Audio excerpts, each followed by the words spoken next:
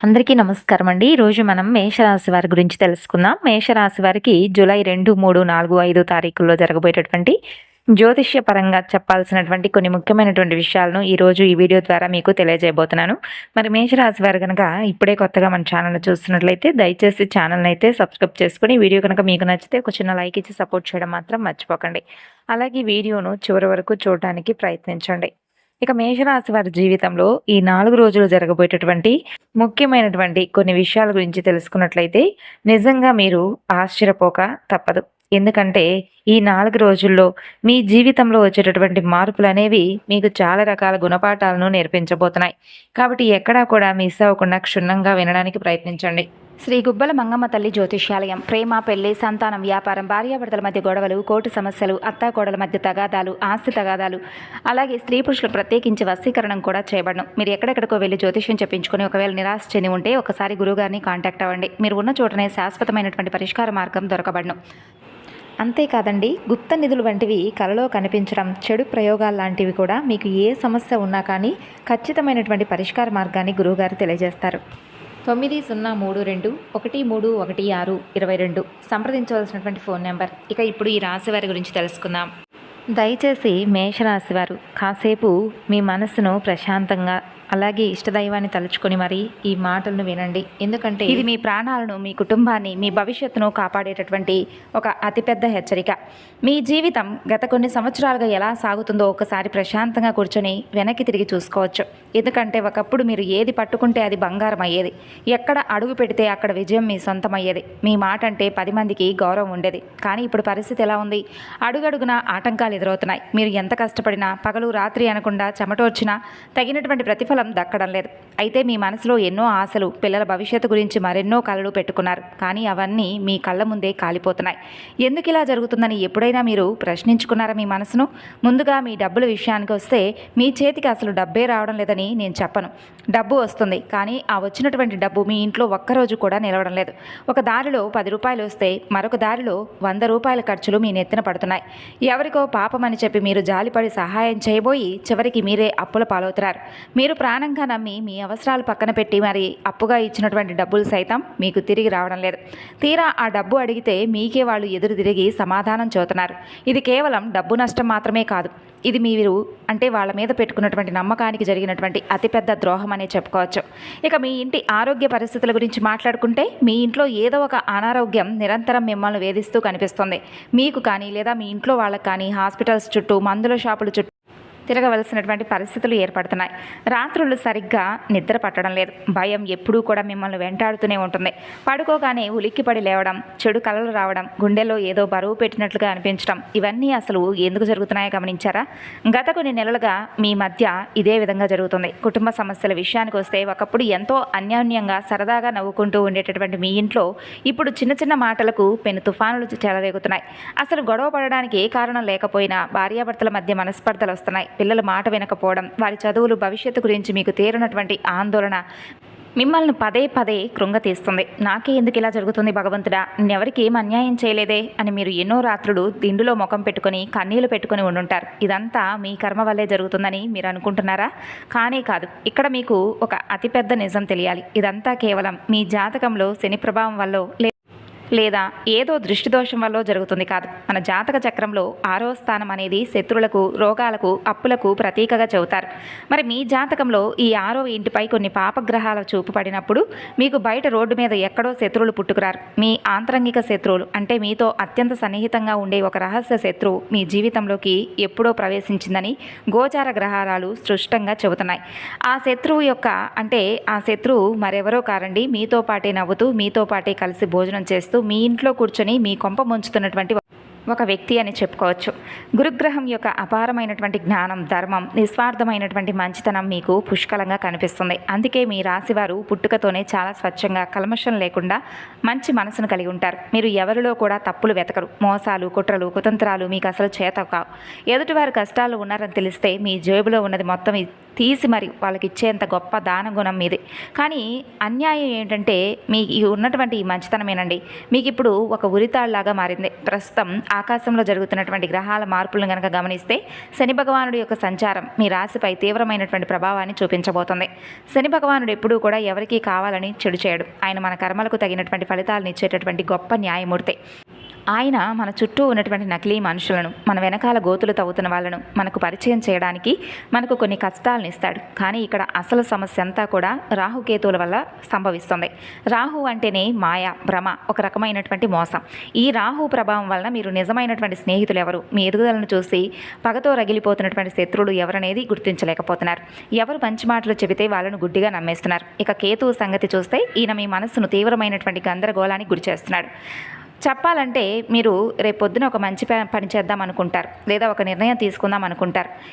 కానీ మరుసటి రోజు మీ కాళ్ళు పట్టుకొని బలవంతంగా లాగుతున్నట్లు, మీ మనస్సును బలవంతంగా వెనక్కి నెడుతున్నట్లుగా మీకు అనిపిస్తుంది. మీరు ఎన్ని ప్రయత్నాలు చేసినా అడుగు ముందుకు పడదు. ఇదంతా ఎందుకు జరుగుతుందో ఎప్పుడైనా గమనించారా? ఇక్కడే నేను మీకు అతిపెద్ద రహస్యాన్ని చెప్పబోతున్నాను. జాగ్రత్తగా వినండి. మీరు ఈ కష్టాలన్నింటి వెనుక, మీరు పడుతున్నటువంటి ఆర్థిక నష్టాల వెనుక, మీ ఇంట్లో కారణం లేకుండా జరుగుతున్నటువంటి గొడవల వెనుక కారణం ఒక పురుషుడైతే కానే కాదు. ఇదంతా కేవలం ఒక మహిళా శక్తి ఆడుతున్నటువంటి వింత నాటకం.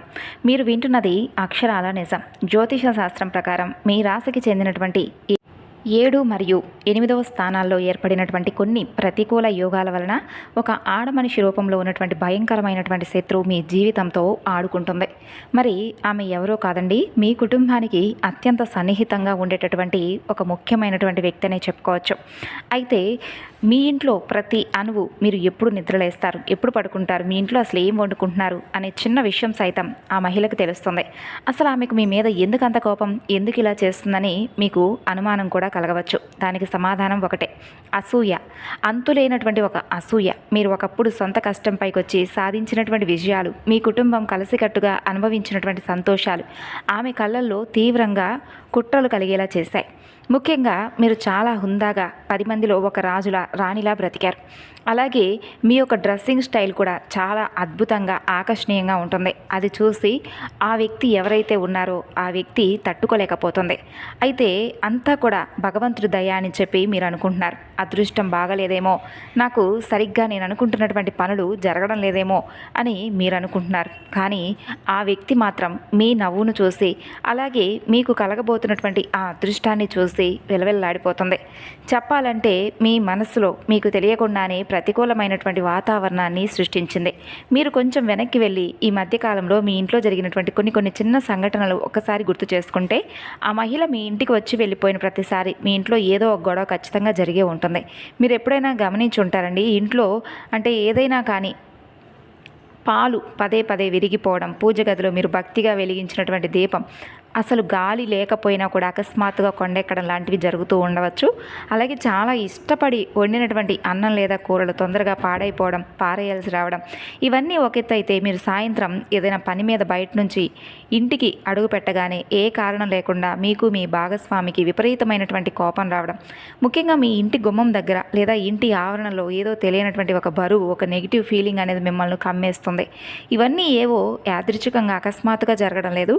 ఆ వ్యక్తి మీ ఇంటిపై ఏళ్ల తరబడి ప్రయోగిస్తున్నటువంటి తీవ్రమైనటువంటి నరదృష్టికి కూడా ప్రత్యేకమైనటువంటి సాక్ష్యాలు. చెప్పాలంటే నరదృష్టికి అంటే రాళ్ళు కూడా పగులుతాయట. కాబట్టి మన పెద్దలు ఊరికి ఆ సామెత అనేది చెప్పలేదు. అయితే వారి చూపులతోనే మీ ఇంటిని, మీ సంతోషాన్ని దహించి వేస్తుంది. ముఖ్యంగా చెప్పాలంటే ఈ మాటలు వింటున్నంతసేపు మీ మనసులో కొన్ని తెలియనటువంటి అలజడులు రేగుతూ ఉండవచ్చు, ఒక తెలియనటువంటి భయం కలగవచ్చు. దయచేసి భయపడిన అవసరం లేదు. ఎందుకంటే భగవంతుడు ఎప్పుడూ కూడా ధర్మం వైపే ఉంటాడు. అయితే భగవంతుడు మీతో ఉంటాడు కూడా. ఆ యొక్క దుష్టశక్తుల నుండి, ఆ మాయలాడి కన్నుల నుండి మిమ్మల్ని మీరు కాపాడుకోవడానికి, మీ ఇంట్లో పాజిటివ్ ఎనర్జీ ఒక్కసారిగా పెరగడానికి దయచేసి వీడియోని అయితే ఒక్క సెకండ్ కూడా మిస్ చేసుకోకండి. ఎందుకంటే మీ చుట్టూ భగవంతుడి యొక్క రక్షణ గోడ అనేది ఏర్పడబోతుంది. అలాగే మీరు చేసుకోవాల్సినటువంటి పరిహారాలు కూడా ముఖ్యంగా తెలుసుకోనండి. ఎందుకంటే మీరు ఇలాంటి సమస్యలతో బాధపడుతున్నట్లయితే దయచేసి ఈ పరిహారాలు మీకు బాగా ఉపయోగపడతాయి.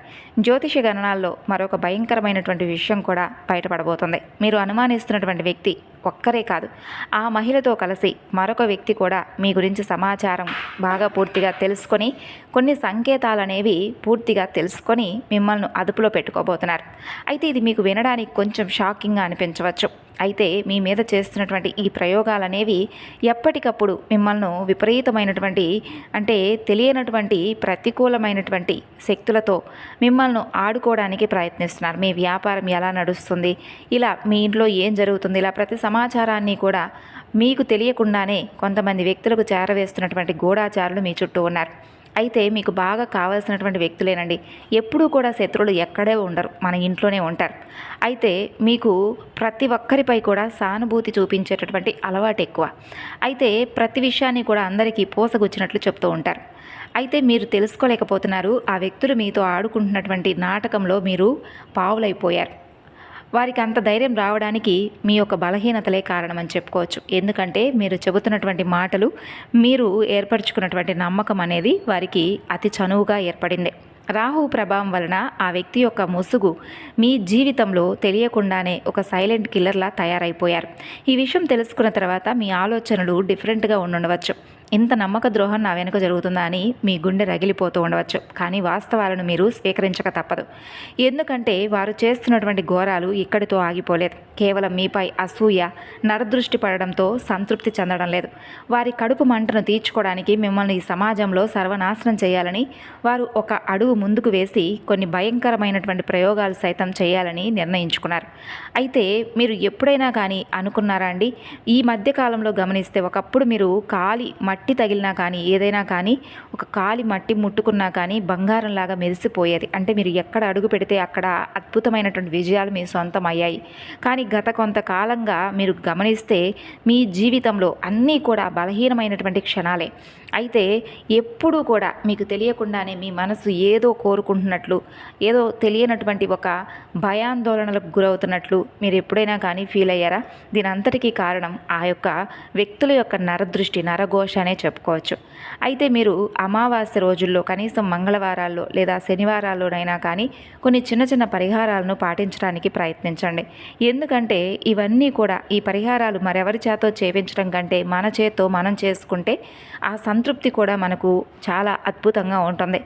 ఇక చెప్పాలంటే మీరు ఎంత మంచి వాళ్ళైనా కానీ, మీకు ఎంత దానగుణం ఉన్నా కానీ, మీ వెనుకాలే ఉంటూ మీ పునాదులు కత్తిరించే ప్రయత్నం చాలా సైలెంట్గా జరుగుతున్నటువంటి ఈ సమాచారాన్ని మీరు తెలుసుకోవాలి. ఎందుకంటే మీరు ఒకప్పుడు ఎంతగానో సహాయం చేసినటువంటి చేతులు మీవి.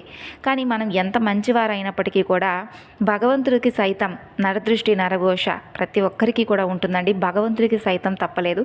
కాబట్టి మానవ మాత్రం మనకెంత చెప్పండి. అయితే మీరు బాగా గుర్తుపెట్టుకోవాల్సినటువంటి విషయం ఏమిటంటే, ఈ విషయాలన్నీ కూడా వింటుంటే మీకు ఇది నిజమా అబద్ధమా అనేటటువంటి ఒక ఫీలింగ్ అనేది ఉంటుంది. కానీ చెప్పాలంటే ప్రతి జీవితంలో, ప్రతి ఒక్కరి జీవితం కూడా అందరిది ఒకేలాగైతే ఉండదు. ఏ మనిషి జీవితం ఎలా ఉంటుందనేది కూడా తెలియదు. మీ జన్మ నక్షత్రాన్ని బట్టి ఒక్కొక్కరికి, ఈ రాశి వారికి ఒక్కొక్కలాగా ఉంటుంది. అయితే ఇక్కడ చెప్పినటువంటి ప్రతి విషయం కల్పితమైనదైతే కానే కాదు, మీ జ్యోతిష్య ఫలితాల ఆధారంగా చెప్పబడినటువంటి కొన్ని ముఖ్యమైనటువంటి విషయాలు. అయితే గ్రహాల యొక్క అమరిక బట్టి కొంతమందిలో కొన్ని మార్పు చేర్పులు అనేవి జరుగుతాయి. జ్యోతిష సూచనల ప్రకారం ఈ వ్యక్తి మీ కుటుంబానికి, మీ బంధుత్వానికి, లేదా మీకు బాగా దగ్గర పరిచయమైనటువంటి వర్గానికి చెందినటువంటి వ్యక్తి చాలా 90% అనేది చాలా స్పష్టంగా కనిపిస్తుంది. ఇక అలాగే మీ జాతకంలో 3వ ఇల్లు అంటే దగ్గర బంధువులు, 6వ ఇల్లు అంటే శత్రువులు, ఈ 2 ఇళ్ల మధ్య ఉన్నటువంటి సంబంధాన్ని బట్టి చూస్తే ఆ వ్యక్తి మీ సొంత రక్త సంబంధీకురాలై ఉండవచ్చు.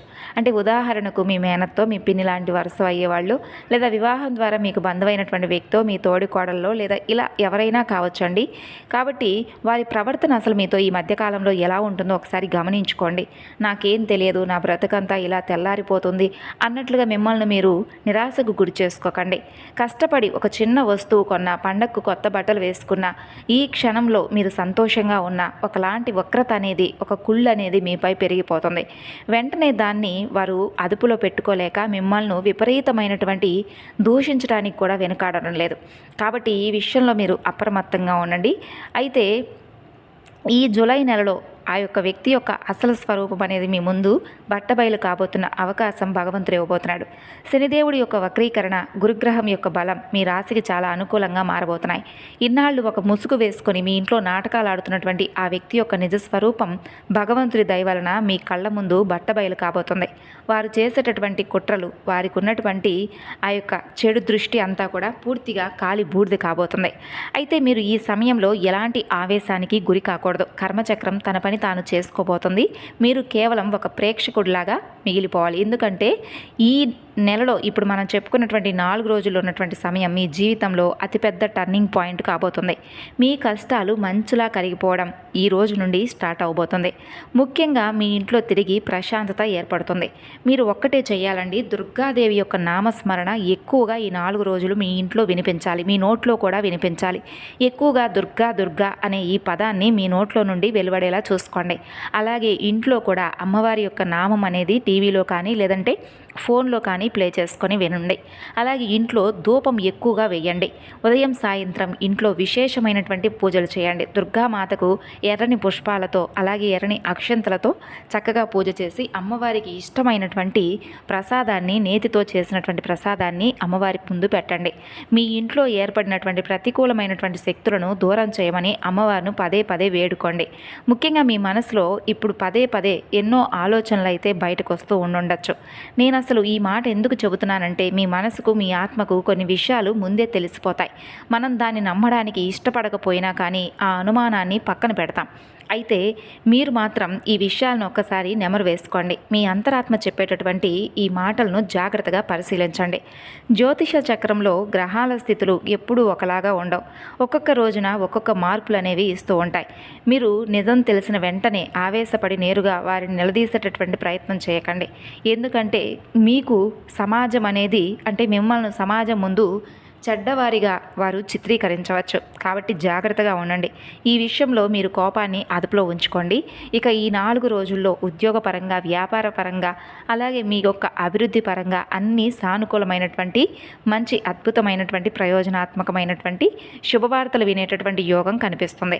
ఇక అలాగే కర్మఫలదాత అయినటువంటి శని భగవానుడిని తప్పకుండా దర్శించుకోండి. ఈ 4 రోజుల్లో శని భగవానుడికి నల్ల నువ్వుల నూనె దీపాన్ని వెలిగించరండి. గుడిలో చక్కగా స్వామివారి దర్శనం చేసుకొని ఓం శం శనేశ్వరాయ నమః అనే ఈ నామాన్ని జపించుకొని స్వామి ముందు వేడుకోండి. ప్రకృతి ఖచ్చితంగా ఆమెను దండిస్తుంది. మీరు మీ చేతులకు మట్టి అంటించుకోవాల్సినటువంటి అవసరం లేదు. ఈ కుట్రల నుండి వారు పెట్టినటువంటి నరదృష్టి, ఆ యొక్క వారు చేసేటటువంటి రకరకాల ప్రయోగాల యొక్క ప్రభావం నుండి మిమ్మల్ని మీరు పూర్తిగా రక్షించుకోవడానికి ఒక్కటే పరిహారం. అదేంటంటే దుర్గాదేవి ఆరాధన. అలాగే దుర్గాదేవి నామంతో పాటు ఇంట్లో మీకు ఓపిక ఉంటే హనుమాన్ చాలీసా చదువుకోవడం, లేదంటే హనుమాన్ చాలీసా వినడం, పఠించడం, ఎవరైనా చెబితే వినడం కూడా చేయడం చాలా అద్భుతంగా మీకు ఉపయోగపడుతుంది. అంటే స్వామివారు ఎక్కడైతే ఉంటారో అక్కడ ఎలాంటి దుష్టశక్తులు, మాయలు, తంత్రాలు పనిచేయవు. కాబట్టి మీ ఇంటిని ఒక దేవాలయంలాగా ఈ 4 రోజుల్లో మార్చుకోవడం మర్చిపోకండి. అలాగే మీకు చదవడం రాకపోతే కనీసం వినడానికైనా ప్రయత్నించండి. ఆ మంత్రాల నుండి వచ్చేటటువంటి శబ్ద తరంగాలు కూడా మీ ఇంట్లో నెగిటివ్ ఎనర్జీని పటాపంచలు చేస్తాయి. అలాగే దత్తాత్రేయ స్వామివారి అనుగ్రహం మీకు చాలా ముఖ్యం. గురుగ్రహం, మీరు గురువు యొక్క అనుగ్రహాన్ని పొందడానికి త్రిమూర్తి స్వరూపమైనటువంటి గురు స్వరూపమైనటువంటి దత్తాత్రేయుడిని ఆరాధించడం మీకు శ్రీరామ రక్ష లాంటిది. కాబట్టి మీరు ఈ 4 రోజులు దత్తాత్రేయ స్వామివారి యొక్క దర్శనం చేసుకోండి. గుడిలో కానీ లేదంటే ఇంట్లో అయినా కూర్చొని ఓం దాం దత్తాత్రేయాయ నమః అనే మంత్రాన్ని వీలైతే కనీసం 108 సార్లు జపించుకోండి. అలాగే మీకు తప్పకుండా అంటే కుదిరితే ఇంట్లో ఇల్లు తుడిచే నీళ్ళలో కొద్దిగా కళ్ళుప్పు, చిటికెడు పసుపు వేసి ఇల్లు తుడుచుకోండి. ఈ కళ్ళుప్పుకి ఏంటంటే ఇంట్లో ఉన్నటువంటి దృష్టి దోషాన్ని పీల్చుకునేటటువంటి గొప్ప శక్తి ఉంటుంది. మీ ఇంటి ప్రధాన గుమ్మం ముందు ఒక చిన్న మట్టి గిన్నెలో లేదా గాజు గిన్నెలో నీళ్లు పోసి అందులో కొద్దిగా కళ్ళుప్పు, ఒక నిమ్మకాయ వేసి ఉంచండి. ఇలా ప్రతిరోజు కూడా చేసుకోండి. నిమ్మకాయను తీసుకువెళ్ళి ఆ నీటిని ప్రతిరోజు కాకపోయినా వారానికి ఒక్కసారైనా ఆ నీటిని, నిమ్మకాయని తీసుకెళ్ళి ఎవ్వరూ చొక్కని చోట చెట్టు మొదట్లో పోసి అలా వెనక్కి తిరిగి చూడకుండా వచ్చేసాయండి. దీనివల్ల మీ ఇంటి గుమ్మం దాటి ఎలాంటి చెడు శక్తి కూడా లోపలికి రాదు. అలాగే ఇంటి గుమ్మం నిండుగా లక్ష్మీ కళతో ఉండేలాగా చక్కగా అలంకరించుకోండి. పసుపు కుంకుమలతో చక్కగా అలంకరించుకోండి. ఈ విధంగా చేసి రహస్యాలు ఎవరితో పంచుకోకుండా గోప్యంగా ఉంచుకోండి. మరి మేషరాశి వారు ఈ 4 రోజుల్లో చేసుకోవాల్సినటువంటి పరిహారాలు, దేవతారాధన ఇంకా క్షుణ్ణంగా చెప్పాలంటే ఓం నమో నారాయణాయ అనే మంత్రాన్ని 108 సార్లు జపించండి. పసుపు రంగు పండ్లు లేదా శనగలను ఎవరికైనా దానం చేయడం శుభప్రదం. కోపాన్ని తగ్గించుకొని ప్రశాంతంగా నిర్ణయాలు తీసుకోవడం చాలా మంచిది. అలాగే 4 రోజులు మహాలక్ష్మీదేవిని అత్యంత వైభవంగా పూజించండి. దుర్గాదేవితో పాటు మహాలక్ష్మీదేవి పూజ మీకు అత్యంత విశేషమైనటువంటి ఫలితాలను ఇస్తుందండి. మేషరాశి వారికి సాయంత్రం వేళ ఆవునేతి దీపం వెలిగించుకోండి. అమ్మవారికి పూలు, పాలు లేదా పాయసాన్ని నైవేద్యంగా సమర్పించండి. అలాగే హనుమాన్ చాలీసా పఠించడం, శనిదేవుడి యొక్క అనుగ్రహం కోసం స్వామివారి దర్శనం చేసుకోవడం అనేది చాలా చాలా ముఖ్యం. అలాగే ఈ 4 రోజులు సూర్య నమస్కారాలు చేసుకోండి. సూర్యోదయ సమయంలో అర్ఘ్యం ఇవ్వడం, ఓం సూర్యాయ నమః అనే మంత్రాన్ని 108 సార్లు జపించండి. అలాగే మీరు తప్పకుండా మేషరాశి వారికి సాధారణమైనటువంటి పరిహారాలంటే ప్రతి మంగళవారం సుబ్రహ్మణ్యేశ్వర స్వామి వారి యొక్క దర్శనం, అలాగే ఎరుపు పూలతో పూజ చేయడం, కోపాన్ని నియంత్రించుకోవడం, పెద్దలను గౌరవించడం మంచిది. మరి తెలుసుకున్నారు కదండి మేషరాశి వారి 4 రోజులు చేయవలసినటువంటి పనులు, చేయకూడనటువంటి పనులు, ఏ విషయంలో జాగ్రత్తగా ఉండాలనేది. తిరిగి మరలా మరొక వీడియోలో కలుసుకుందాం. అంతవరకు నమస్కారం, ధన్యవాదాలు.